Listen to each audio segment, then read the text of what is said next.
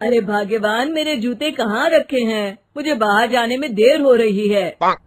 तभी मालती कमरे में आती है। ये रहे आपकी जूते। मैं इन्हें साफ करने के लिए ले गई थी। अरे वाह, तुम कितनी समझदार हो। मेरे बिना कुछ कहे ही सारे काम कर देती हो। तभी मालती झिझकते हुए रमेश से कहती है, सुनिए जी, आपसे एक बात कहूँ, बुरा तो नहीं मानेंगे ना? अरे नहीं नहीं, बेफिक्र होकर कहो। शादी से पहले मैं अपने मायके में नौकरी करती थी। मैं चाहती हूँ कि अब मैं फिर से नौकरी करना शुरू कर दूं। वैसे भी सारा दिन घर में बोर हो जाती हूँ। देखो मालती, तुम्हारे नौकरी करने से मुझे कोई ऐतराज नहीं है, लेकिन तुम्हें एक बात बता दूं, हमारे खानदान में आज तक कभी किसी औरत ने नौकरी नहीं की। फिर भी एक बार तुम माँ से पूछ कर देखो, अगर वो तुम्हें नौकरी करने की इजाजत दे देती है तो अच्छी बात है। रमेश वहाँ से चला जाता है। फिर उसी शाम मालती अपनी सास के पैर दबा रही होती है। तभी उसकी सास मालती से कहती है, अरे क्या बात है बहू, आज तो ठीक तरह से मेरे पैर नहीं दबा रही। किसी ख्याल में खोई पड़ी है क्या? मैं भी तो जानूं आखिर बात क्या है। दरअसल वो माँ जी।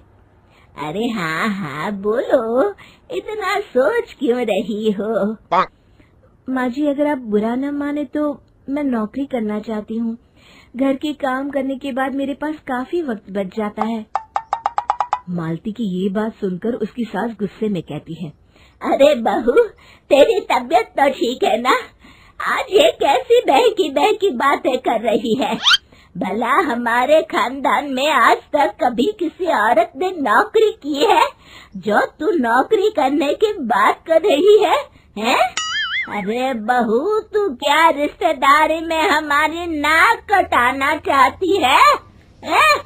जितना जल्दी हो सके अपने दिमाग से नौकरी का भूत उतार दे, और अब जा, जल्दी से रसोई में जा, खाना बनाने का वक्त हो रहा है। मालती मन मार कर खाना पकाने के लिए रसोई घर में चली जाती है। अगले दिन, नमस्ते माँ जी, कैसी हैं आप? अरे आओ आओ दिवाकर बेटा, बैठो, मैं तुम्हारे लिए चाय मंगाती हूँ। बहू, जरा एक कप चाय तो लेती आना। फिर दिवाकर एक फाइल खोलकर मालती की सास के सामने रख देता है। ये देखिए माँ जी, ये है पिछले महीने का हिसाब और ये रहे मुनाफे के रुपए। एक बार हिसाब देख लीजिए और इन कागजों पर अपने दस्तखत कर दीजिए। अरे दिवाकर बेटा, मैंने भला आज तक कभी तेरा हिसाब देखा है जो अब देखूंगी? ला बता, कहाँ दस्तखत करूं? तभी मालती चाय लेकर वहाँ आ जाती है और अपनी सास को बिना कागजातों को पढ़े इस तरह लापरवाही से दस्तखत करते हुए देखकर हैरान रह जाती है। अच्छा माँ जी, अब मैं चलता हूँ, फैक्ट्री में बहुत काम है। फिर दिवाकर वहाँ से चला जाता है। कुछ दिनों बाद मालती बाजार में कुछ सामान खरीद रही होती है। तभी एक बूढ़ा आदमी उसे आवाज देता है, अरे मालती बेटी, कैसी हो? मुझे पहचाना? मैं तुम्हारी कंपनी में मुनीम का काम करता हूँ। हाँ चाचा जी, मैं आपको बिल्कुल पहचानती हूँ। कहिए, कैसे हैं आप? मैं तो ठीक हूँ। कंपनी में कुछ भी ठीक नहीं चल रहा, यहाँ तक कि हमें ठीक वक्त पर तनख्वाह भी नहीं मिलती। ये आप क्या कह रहे हैं? अब क्या बताऊँ, आप लोग तो कभी हिसाब किताब देखने दफ्तर आते नहीं। मेरी मानो तो एक बार आप लोग दफ्तर आकर सारा हिसाब किताब देख लो, आपको असलियत पता चल जाएगी। अच्छा बेटी, अब मैं चलता हूँ, देर हो रही है। फिर वो बूढ़ा वहाँ से चला जाता है। वहीं दूसरी तरफ मालती घर पहुंचकर अपनी सास को सारी बात बताती है। तभी वहाँ रमेश भी आ जाता है, लेकिन मालती की सास मालती की किसी भी बात पर विश्वास नहीं करती। तभी रमेश कहता है, अरे माँ, बिना आग के कभी धुआं नहीं उठता। जब मालती इतना कह रही है तो हमें एक बार दफ्तर चलकर देख लेना चाहिए। वैसे भी हम लोग काफी दिन से अपने दफ्तर नहीं गए हैं। इस तरह किसी एक आदमी के भरोसे काम छोड़ना मुझे भी ठीक नहीं लगता। अगले दिन वे सभी अपने दफ्तर पहुंचते हैं और सीधे दिवाकर के कैबिन में जाते हैं। अचानक सबको एक साथ देखकर दिवाकर चौंक जाता है। अरे माँ जी, आप सब लोग अचानक यहाँ कैसे आ गए? अगर कुछ काम था तो मुझे एक फोन कर दिया होता, मैं आपके घर आ जाता।